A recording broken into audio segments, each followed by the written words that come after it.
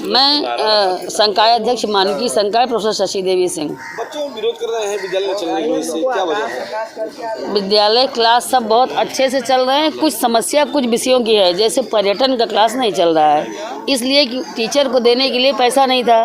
तो अभी लड़के विरोध किए, धरना पे बैठे थे। फिर हम लोग गए एफओ के यहाँ, वहाँ से तुरंत लोन सैंक्शन कराए हैं कुलपति जी से, और परसों से क्लास चलेगा।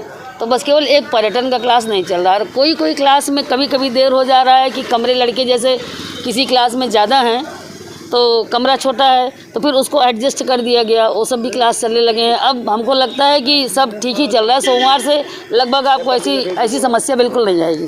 कई मास्टर के ऑफिस में गए हैं, वहाँ भी खाली मिला है। देखिए एक बात बताएं, अध्यापक तो कितने आके बैठे हैं, और हम साक्षी हैं इस बात के कि लड़के खुद क्लास में नहीं आते। क्योंकि परसों हम राउंड नर्सों लगाए तो हम देखे कि टीचर खड़े हैं, लड़के नहीं हैं।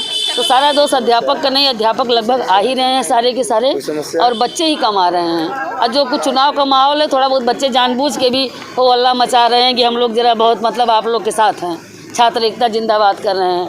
समझ रहे हैं ना, मामला बस यही है। क्या नहीं, टूरिज्म कब चलेगा ना, टूरिज्म का चल। अरे ऐसा सोमवार से क्लास चलेगा। अभी गए हम लोग, लोन सैंक्शन करा के टीचर को पैसा देने की बात हुई, क्योंकि पैसा बिना पाए तो कोई पढ़ाएगा नहीं। पैसा था नहीं, टूरिज्म में 5 लड़कों का एडमिशन हुआ था, तो इसलिए व्यवस्था हो गई है। आप लोग एकदम टेंशन ना लें, सब सही हो जाएगा। कुछ तो कोविड काल की भी परेशानी थी, अब धीरे धीरे सब सामान्य हो रहा है। मैं ऋषभ पांडे, वर्तमान छात्र संघ महामंत्री काशी विद्यापीठ। तो विद्यालय नहीं चल रहा है, संविदा के लिए क्या है पूरा मामला? देखिए, इसमें पूर्ण रूप से तो गलती हमारे विश्वविद्यालय प्रशासन की है, हमारे कुलपति की, हमारे रजिस्ट्रार की और चीफ प्रॉक्टर्स की गलती मानते हैं कि जिस तरीके से यहाँ प्रोफेसर आते हैं, कुछ प्रोफेसर असिस्टेंट भी है जो किसी प्रोफेसर के अंडर में रह के पढ़ाते हैं यहाँ पे, और कुछ प्रोफेसर ऐसे भी हैं जो सरकार द्वारा नियुक्त होकर यहाँ आए हैं पढ़ाने के लिए बच्चों। नए बच्चे आए हैं, विश्वविद्यालय की जानकारी लेना चाहते हैं, किस तरीके से यहाँ पढ़ाई हो रही है, किस तरीके से लगातार यहाँ क्लास चल रहा है। पर यहाँ बच्चों को सिर्फ क्लास में बैठा के यहाँ प्रोफेसर पढ़ाने नहीं आते हैं, और अपने रूम में बैठ के जो सरकारी प्रोफेसर है, जो सरकार द्वारा नियुक्त किए गए हैं पढ़ाने के लिए, बैठ के मोबाइल चलाएंगे और बात करेंगे आपस में। तो इसमें पूर्ण रूप से मैं गलती कुलपति की मानता हूँ कि कुलपति शुरुआत में जब कुलपति हमारे विश्वविद्यालय में आए तो घूम के सारा राउंड लगा के देखते थे क्लास कौन सा चल रहा है, कौन सा नहीं चल रहा है। पर इस टाइम वो शांतिपूर्वक ठंडे पड़े हुए हैं, ना कोई क्लास चल रहा है ना कुछ चल रहा है।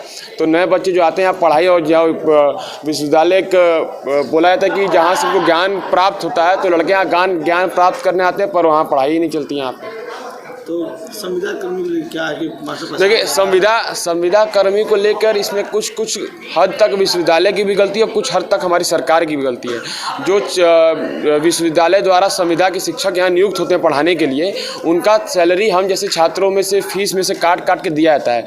पर कोरोना महामारी के चलते यहाँ छात्र फीस पेमेंट नहीं कर पाए कि उनका सैलरी उनको दिया जाए, और कुलपति के पास भी पैसा नहीं कि यूनिवर्सिटी का पैसा निकाल के उनको दे। तो उनका पेमेंट सरकार को करना चाहिए, क्योंकि वो भी शिक्षक एक तरीके को यहाँ पढ़ा रहे हैं यूनिवर्सिटी के अंदर। कमरे खाली चल रहे हैं, कमरे खाली चल रहे हैं, बच्चे बाहर घूम रहे हैं। देखिए, जब बच्चे क्लास में आएंगे पढ़ेंगे और टीचर नहीं रहेगा, तो शुरुआत से स्कूल में भी अगर हम लोग पढ़ते थे और क्लास में आते थे, अगर टीचर पढ़ाने हम लोग को नहीं आता तो हम लोग बाहर निकल गार्डन में बैठे या घूमते थे।